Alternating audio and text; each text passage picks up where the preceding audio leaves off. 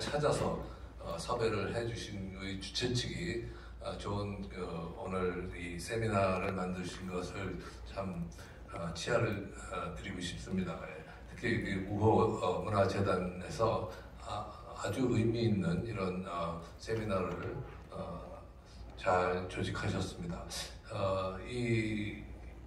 오늘 정도면은 충분히 이 발표자들의 논문을 좀 가다듬어서 단행본 책으로 내면은 저희 나라 지식층들에게 또 많은 시민들에게 큰 도움이 되는 그런 책이 될 것 같습니다. 그래서 그런 점에서는 오늘 토론을 좀 이어나가시고 조금 더 글들을 좀 수정을 해가지고 보완을 해서 좋은 책을 낼 수 있으면 좋겠고요.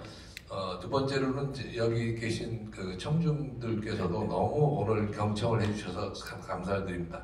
제가 정말 죄송스러운 거는 플로어에 오픈을 토론을 해야 되는데 그렇게 되면 최소한 30분 정도가 더 필요한 사정이 있습니다. 그래서 그것을 못 드린 것은 정말로 죄송하고 우리가 이 자리에서 못하지만 또 다른 수단을 통해서 계속 토의하고 대화할 수 있기를 원합니다. 오늘 이제 정말로 아주 창의적이고 또 독자적인 연구를 해오신 그 네 분의 학자들의 이제 그 발표와 또 토론을 통해서 이승만과 자유민주주의가 어떤 관계가 있느냐를 정말로 다각도에서 검토를 해봤습니다. 예. 그래서 이것이 이제 첫 번째, 두 번째 발표는 거의 시기적으로도 이제 앞뒤로 바로 연결이 됩니다. 바로 연결이 되고 45년까지 첫 번째 발표가 다르고 그 다음에 45년부터 48년을 이제 두 번째 발표가 다뤘기 때문에 거의 아주 잘 연결이 됩니다. 예. 그리고 첫 번째, 두 번째 발표에서 늘 나왔지만 자유민주주의라는 게 생각보다 오래전부터 이승만 박사에게 인식이 됐다. 이렇게 느꼈다는 거죠. 예. 그럴 수밖에 없는 것이 이승만 박사가 자유민권운동을 하셨거든요. 개화파의 자유민권운동이 그 당시에는 사실 자유민주주의하고 거의 차이가 없을 정도로 아주 선진적인 서구적인 그런 계몽주의 운동이죠. 그것을 이제 우리 구한말에 독립협회 있기 이전에 개화파 사상가들로부터 전수를 받았고 거기에 이제 서재필 선생이나 윤처 선생 이런 분들이 이승만의 바로 거의 은사 역할을 하셨기 때문에 이승만은 그 짧은 시간 안에 이런 서구 사상을 빨리 습득을 하고 기독교와 또 영어를 터득을 해서 바로 이제 미국에 가서 미국의 가장 3대 교육기관이라고 할 수 있는 프린스턴, 하버드, 조지 워싱턴을 다 졸업을 하고 우리나라 최초의 이제 국제관계 전문가 내지는 국제정치 박사로 이제 돌아와서 독립운동을 시작하신 것이죠. 네. 그리고 오늘 이제 사실 우리가 민주주의 얘기 많이 했지만 민주주의 사상 중에서 특히 이승만 박사께서 이제 주목하셨던 것이 공화주의 사상입니다. 공화주의 사상. 또 왜냐하면 공화주의라고 하는 게 공화주의 국가로 탄생한 미국과 프랑스의 굉장히 강한 사상이거든요. 미국이 탄생했을 때 미국의 탄생을 시킨 중요한 사상은 민주주의가 아닙니다. 그 당시엔 공화주의였고 공화주의가 이제 그 바톤을 민주주의에 넘겨준 것이죠. 그 다음 세대에 가가지고. 그래서 공화주의는 18세기의 혁명적인 사상이었고 19세기 이제 중반부터 민주주의 사상으로 넘어갑니다.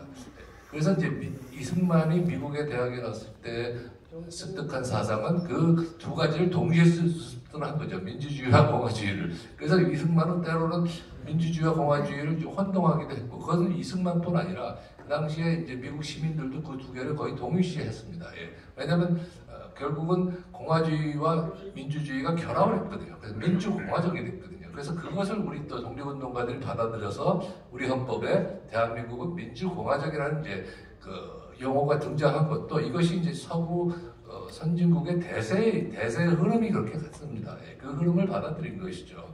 예, 그렇게 봤을 때 방금 전에 이제 토론하신 이 산업화 초기에 혹은 국가건설기의 이 농지개혁이나 이 토지 문제도 그래서 사실 공화주의적인 관점에서 이승만 박사는 보셨다고 생각합니다. 공화주의적으로 보면은 이 공화적인 주축 세력을 만들어야 되는데 그 주축 세력은 전근대적인 농노나 그죠? 전근대적인 농민이 아니라 이제는 시민이라는 거죠. 근데 시민이 경제 능력이 없으면은 어떻게 되겠습니까? 그러면 봉건 시대가 계속 연장되는 것이죠. 그래서 이승만 박사는 그것을 강력하게 그것을 추진하기 위해서 농지개혁을 아주 강력하게 했고, 거기에 이제 조봉암지를 농림부 장관으로 영입을 해가지고 대대적으로 이제 경제 개혁을 그 당시에 밀어붙였습니다. 물론 한민당과는 상당한 갈등이 필연적으로 발생할 수밖에 없었죠. 그래서 결국 그 이후에 오히려 한민당이 야당이 되고